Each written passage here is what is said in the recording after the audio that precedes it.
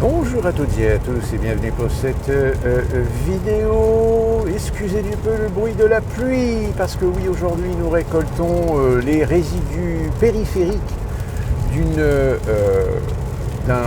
cellule orageuse qui a sévi en Alabama. Vous avez vu la précédente vidéo, j'ai réussi à la monter et vous incruster quelques éléments intéressants pour mon narratif. Je vous ai mis même le bilan finalement de ces fameuses marches qui ont eu lieu à Paris. Bon, finalement, ça n'a pas été exceptionnel. Alors on compte à peu près 10 000 personnes pour le rassemblement du RN. Un petit peu moins chez Renaissance qui eux s'étaient installés à la Cité du Cinéma. Et pour ce qui concerne la place de la République, pour le rassemblement et les filles, dont je rappelle les communistes et les socialistes avaient refusé de participer à cette marche. On peut dire que la place était bien remplie, peut-être qu'ils ont fait à peu près 20 000 personnes. Mais oui, bien sûr, le comparatif il est un petit peu faussé. Pourquoi ? Parce que vous avez le RN qui, lui, a fait venir des gens en bus. C'est-à-dire qu'il est beaucoup plus facile de mobiliser des personnes plutôt de gauche dans Paris intramuros que des gens des droites ou d'extrême droite. Sauf qu'évidemment, on aura remarqué qu'il y aura beaucoup plus de drapeaux français chez le RN, quasiment pas chez les Renaissances. Alors par contre, chez les filles, alors là c'est festival. C'est-à-dire à un moment donné, si vous ne saviez pas que c'était une marche contre le Rassemblement national, vous auriez pensé que c'était un rassemblement pro-palestinien. Tellement il y avait de drapeaux France Insoumise et palestiniens. Donc c'est... Alors il paraît qu'il a fait très beau ce week-end en France. Alors du coup, c'est vrai que ce qu'on entend parfois chez certains chroniqueurs, c'est de dire que finalement, peut-être que ça n'a pas véritablement mobilisé. Oui, ça a mobilisé beaucoup de Parisiens bobos de gauche, mais très peu finalement chez le Rassemblement national et Renaissance. Peut-être parce que, bah oui, il y a des gens qui ont préféré peut-être profiter du beau temps plutôt que d'aller marcher pour des manifs ou des marches, comme on les appelle. Alors certains diront qu'il y a peut-être une désaffection des Français vis-à-vis du paysage politique. Bah, je veux dire, c'est pas nouveau.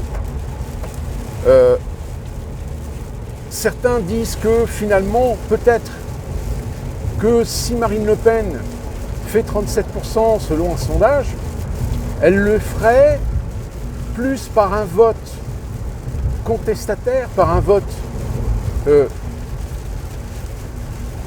on va dire, comment ?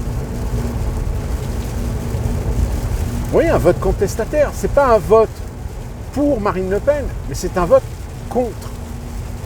Et finalement, ça rejoint un petit peu ce qui s'est passé aux États-Unis en 2016, c'est-à-dire que le vote pro-Trump, à proprement parler, était assez minoritaire par rapport à un vote qui était plus contre l'establishment américain. Et d'ailleurs, même en 2024, l'élection présidentielle, beaucoup d'Américains ont voté Trump parce que, déjà, les 4 ans de Biden, ça a peut-être joué en faveur d'une certaine classe de la population, mais la majorité de la classe populaire, elle n'a pas vu grand-chose. Et puis bon, surtout, aller piocher de l'électorat clientéliste, wokiste, LGBTQ+, racialisé.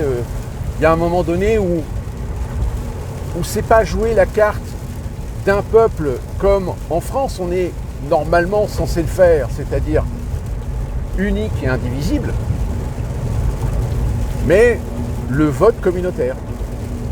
C'est-à-dire qu'aujourd'hui, les progressistes cherchent beaucoup plus le vote communautaire, c'est-à-dire auprès d'une Amérique d'origine émigrée, plus particulièrement hispanique, racialisée, plus particulièrement afro-américaine, et de genre, plus particulièrement LGBTQ+.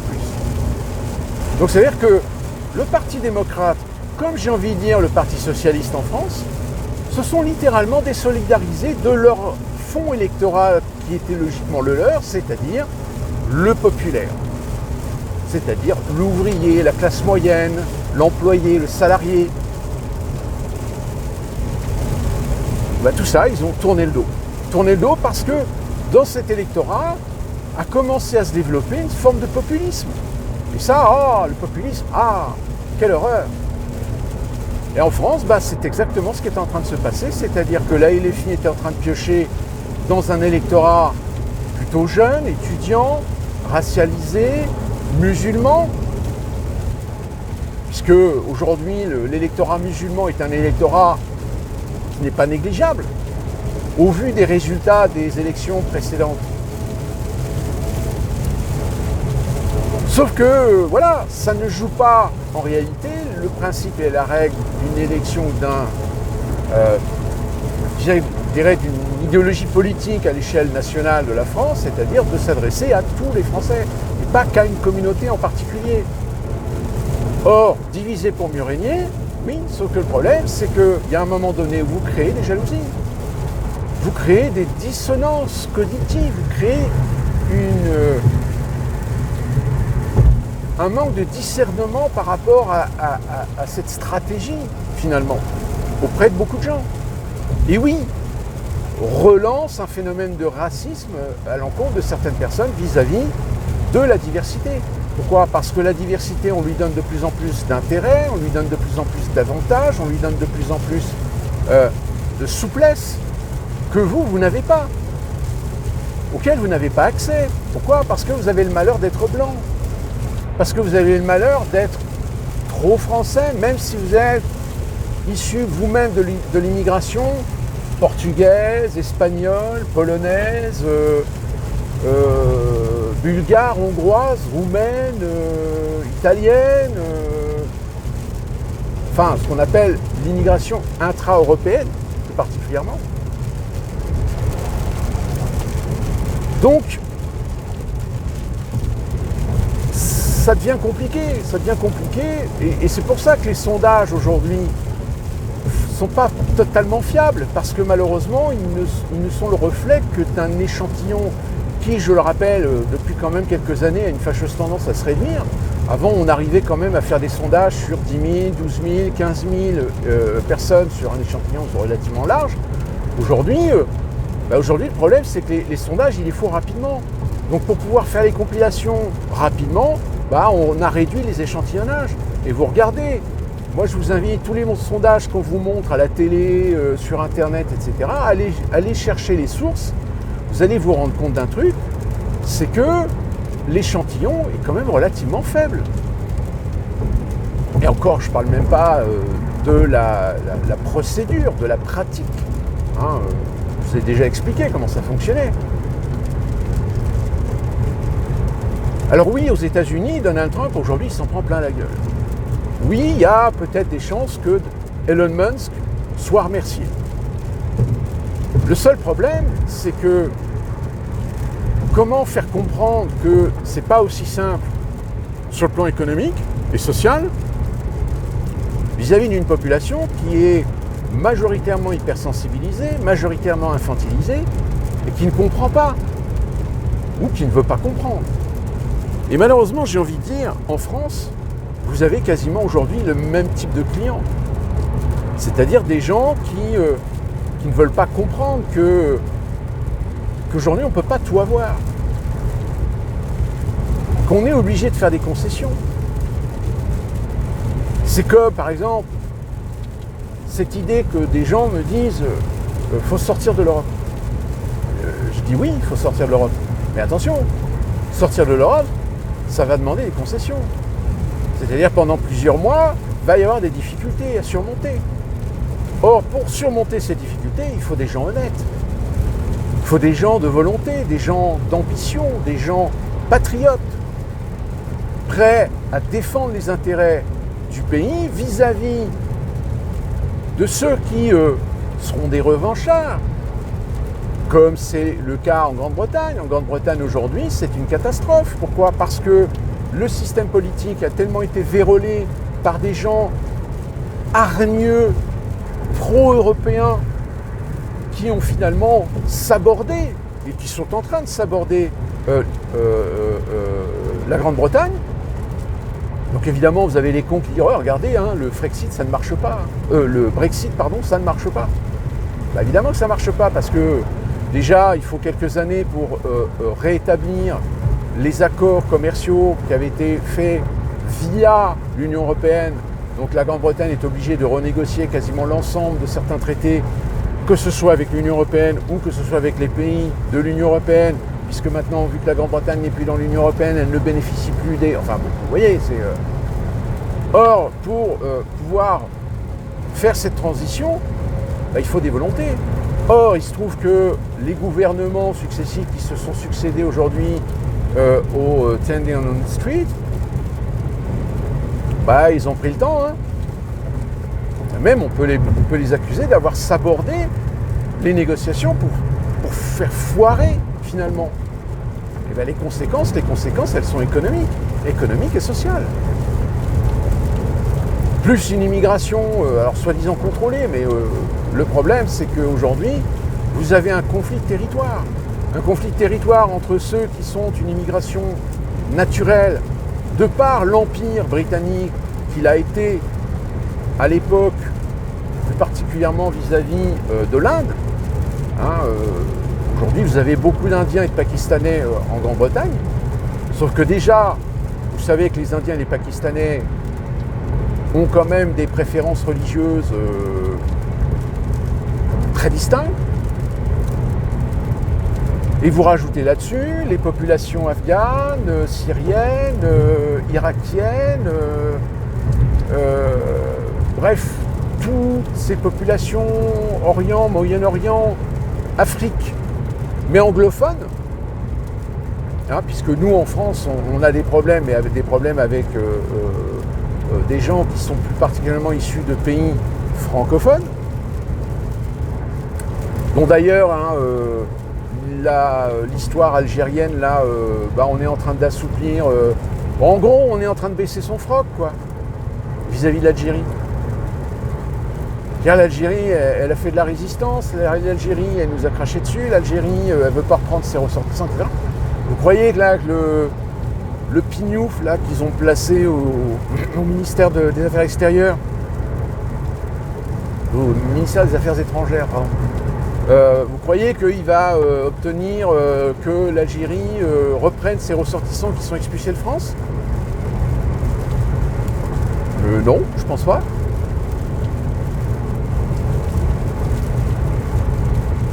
Donc, si vous voulez,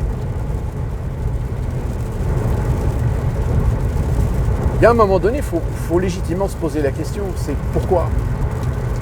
Pourquoi cette déliquescence ? Pourquoi cet illogisme ? Pourquoi cette incompétence ?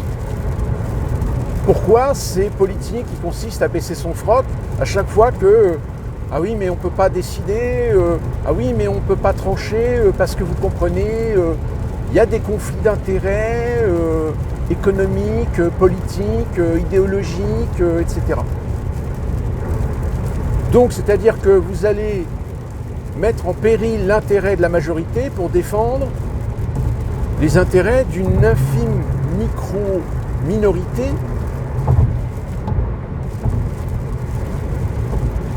Bah ouais. Ça marche comme ça.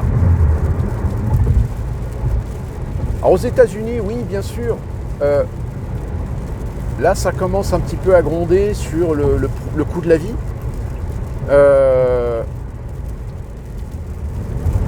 Parce que malheureusement, on n'a pas les retours encore, on n'a pas l'impact de la politique économique de Trump. Il faudra attendre l'année prochaine, à la limite. Mais du coup, alors c'est pas tellement les taxes douanières, hein, parce que les taxes douanières, d'une manière générale, comme je vous l'avais déjà expliqué, sa politique, c'est tout simplement d'essayer de pousser les entreprises qui ont délocalisé à relocaliser. Sauf que le problème, c'est que relocaliser, alors que ça fait depuis quand même plusieurs décennies que tu as délocalisé, bah aujourd'hui, va trouver les compétences. Va trouver les savoir-faire. Une usine que tu as fait construire ou un prestataire que tu as utilisé à l'étranger, aujourd'hui, tu veux relocaliser ta production, ta transformation, ton exploitation. Bah, je suis désolé, mais ça veut dire qu'il y en a pour 1 ou 2 ans pour réimplanter tout ça aux États-Unis. Puis pareil, il va falloir former les gens. Mais comment former les gens? Bah oui, mais déjà, former des gens qui acceptent un emploi, c'est compliqué parce qu'on fout les gens devant des micro-ordinateurs, on leur file des vidéos et puis basta, puis démerde-toi. Tu as des OQTM, pas des OQTM, des QCM que de toute façon, même si tu réponds mal, tu reviens en arrière, tu trouves la réponse et puis à la fin, tu dis « oui, bravo, tu as réussi ». Et qu'au final, une fois que tu prends la personne sur le terrain, tu te rends compte qu'en réalité, elle n'a rien mémorisé, elle n'a rien enregistré, elle a juste regardé des vidéos, c'est rentré par une oreille, c'est ressorti par l'autre. Donc voilà, c'est ça aujourd'hui les formations aux États-Unis. C'est pas des gens, des professionnels qui prennent pendant une semaine des gens et les forment. Les entraînent, les assistent, les suivent. Non, on n'a pas le temps de toute façon. Donc si tu n'as pas des gens à un moment donné qui savent prendre des initiatives, qui savent se servir de leur cerveau pour comprendre, pour essayer de trouver les techniques, pour s'organiser, pour se structurer et commencer à être productif, bah bonne chance. Parce que nous, on est sérieusement dans la merde. Il y a énormément de secteurs aux États-Unis où c'est une catastrophe. Moi je vous dis, ma femme, elle a une superviseure, par exemple, la superviseure, elle a tiré des pompes pour arriver à ce poste-là, mais avec le temps, elle se rend compte que la nana, elle ne sait rien faire. On lui demande un conseil, on lui demande même de décider sur un problème, elle est incapable de décider parce qu'elle ne sait pas. Elle ne sait pas analyser les tenants et les aboutissants. Puis comme elle a quand même un niveau de responsabilité, justement, sa fonction, c'est à un moment donné de trancher, de prendre une décision, ben non. Elle voit avec la directrice d'en haut. Et du coup, la directrice d'en haut, quand elle prend contact avec les employés, la discussion c'est mais pourquoi est-ce que votre superviseur fait pas ci, fait pas ça? Pourquoi? Peut-être parce qu'elle ne sait pas. Là est tout le problème. Moi j'ai un manager par exemple, bon il est gentil, il est sympa, je le connais puisque j'ai bossé avec lui dans le cinéma. Mais c'est pas un manager. Il ne sait pas manager les équipes.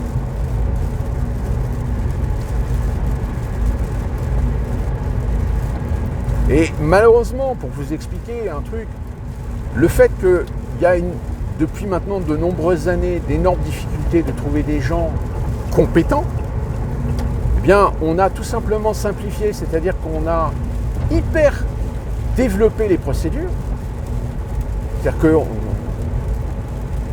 a limite, je sais pas, pour caricaturer, je sais pas si vous avez déjà vu le film Idiocratie. Bon. C'est exactement ça. Tout est paramétré, tout est calculé, c'est-à-dire qu'il n'y a aucune, on ne laisse aucune liberté d'analyse. Mon manager aujourd'hui n'a aucun pouvoir de virer une personne. C'est le responsable de district qui a le droit de virer, mais pas lui. Parce que justement, on ne veut pas qu'il y ait de problème. On ne veut pas qu'il vire quelqu'un de façon maladroite.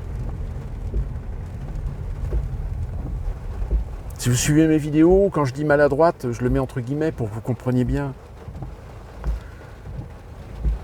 Donc du coup, oui, vu qu'on enlève de la responsabilité sur certaines fonctions, sur certains postes, évidemment les salaires, ils ont descendu aussi. Sauf qu'aujourd'hui, les salaires, va assumer aujourd'hui la responsabilité d'une boutique pour un salaire de merde, tu trouves personne en fait. Donc du coup, tu trouves des gens mais qui ne sont pas compétents, qui n'ont pas la structure, qui ne sont pas suffisamment matures. Et c'est le bordel. Donc tu es obligé de compter sur les gens qui sont encore au-dessus pour chapeauter. Sauf que les gens, pour chapeauter à un moment donné, moi je vois ma directrice de district, elle est en train de péter les plombs parce qu'elle a la responsabilité de 12 boutiques. Sauf que sur les 12 boutiques, il n'y en a que 2 qui fonctionnent. Les autres ne fonctionnent pas. Mal. Parce qu'il n'y a pas les bonnes personnes, parce qu'il n'y a pas les bonnes compétences, parce qu'il n'y a pas les expériences. Donc du coup, on vend des produits, puis en plus des produits chers, hein, c'est pas des trucs donnés. Hein. Mais le client, quand il voit la gueule du cake,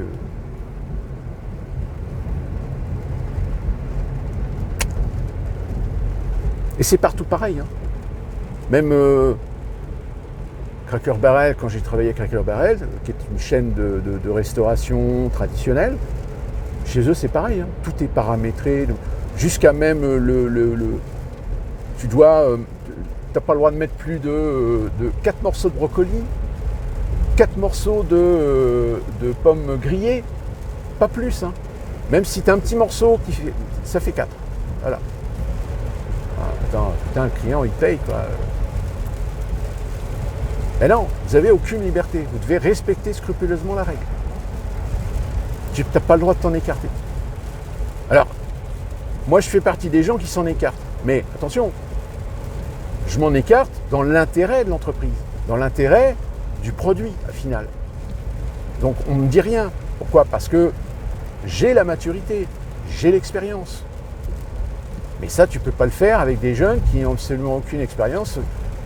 Ou même des fois, malheureusement, il faut toujours être derrière. Parce que soit c'est en pilotage automatique, ça ne fait pas du tout attention à ce que ça fait. Hein, je vous l'ai déjà expliqué. Hein, ça a besoin d'un produit. Le carton, il est en dessous. Il n'y a plus de carton, il n'y en a plus. Donc, je vais en chercher un nouveau. Ouais. Sauf que tu as un carton qui est juste sous ton nez. Mais parce que tu as tellement l'habitude dans ton pilotage automatique de trouver le carton en dessous que tu n'as même pas vu qu'il était au-dessus. Donc du coup, tu es allé chercher un carton, tu l'as ouvert et tu te retrouves avec 2 cartons ouverts au lieu d'un. Et c'est tout le temps comme ça. Tout le temps. C'est usant. C'est usant à la base. Enfin là, je vous explique des petits détails. Mais si ça se trouve, en France, vous allez me dire, ben ouais, mais on est confronté au même problème. On a les mêmes problèmes. C'est-à-dire que dans les jeunes générations aujourd'hui, alors il y en a même, qui se la pètent un peu, qui se montrent comme étant soi-disant compétents, ouais, il n'y a pas de problème, je gère. Non, en fait, tu gères rien. T'es une grande gueule, mais en fait, tu sais rien faire. Ou alors tu fais de la merde. Hein, je vous avais déjà expliqué ce coup du mec. Le mec, il était en formation pour devenir manager d'un restaurant. Et le mec, il me dit, ouais, ça fait combien de temps que tu es là ? Je lui dis, ça fait 3 mois. Tiens, je vais te montrer comment on fait les burgers. Ouais. Ok, tu me montres, mais le problème, c'est que le burger qui m'a sorti, mon Dieu, le truc mais complètement pourri, complètement rempli de graisse, le truc n'a pas de gueule, quoi. Et tu dis, mais putain, tu vends ça aux clients ?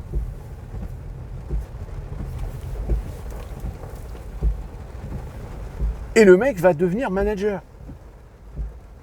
Waouh.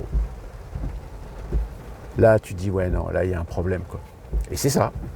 C'est que il y a un tel problème de disponibilité, de compétences, de savoir-faire, etc., que aujourd'hui, on en est réduit à essayer de choper des gens qui veulent bien accepter, ont peut-être leur estime des compétences ou des connaissances, mais en réalité, ils font n'importe quoi. Et comme on est aux États-Unis et qu'aux États-Unis, vous avez aussi cette culture un petit peu de l'hypocrisie, qui consiste à ne pas dire les choses, pas dire à des gens, quand une personne fait une connerie, tout de suite, rectifier le tir, gentiment, avec diplomatie. Mais non, même ça, ils ne le font pas. Donc ça devient de pire en pire, puis au moment où ça devient vraiment catastrophique, là, ils virent les gens.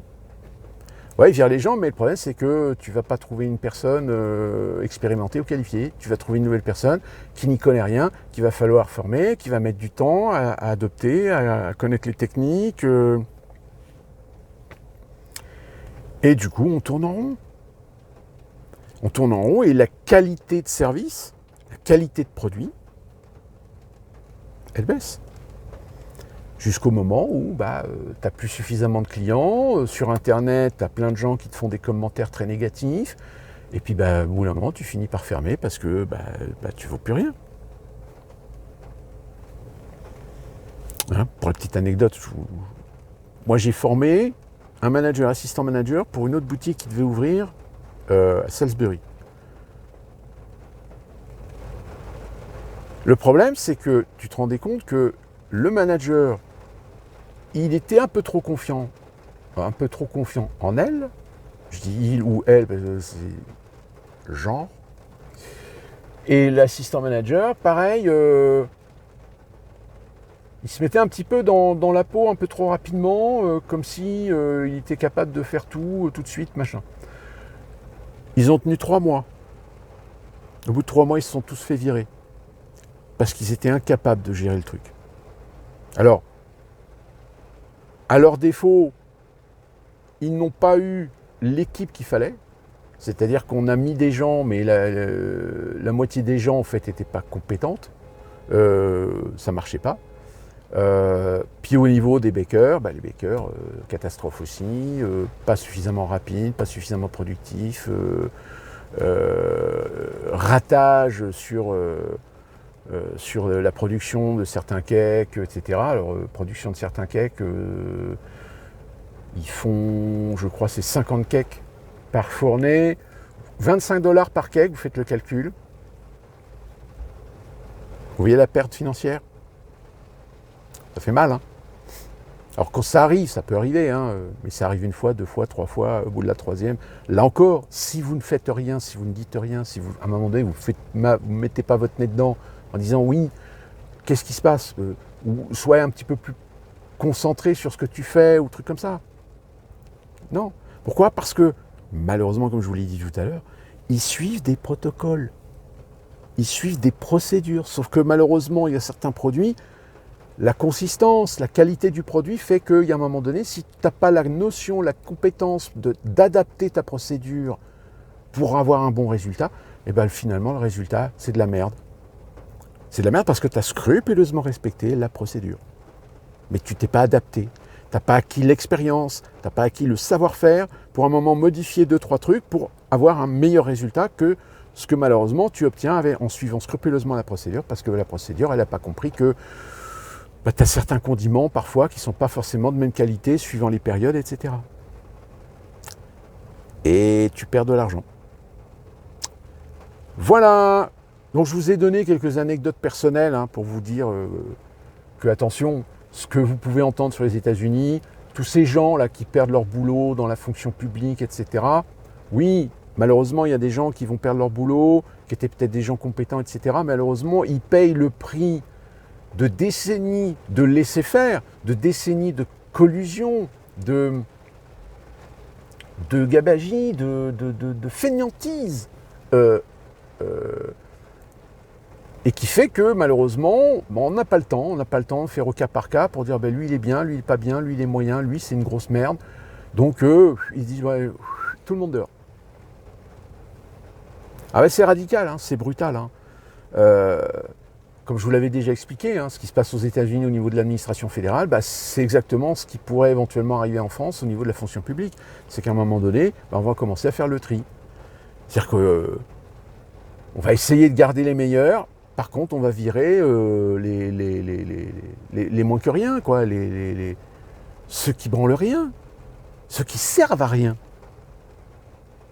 Sauf qu'évidemment, vous avez des gens qui ont tout intérêt à ce qu'on ne mette jamais le nez dans leurs affaires, parce que on pourrait s'en rendre compte qu'il y a des gens qui sont sur des emplois fictifs. Finalement, ça rejoint un petit peu l'affaire de Marine Le Pen.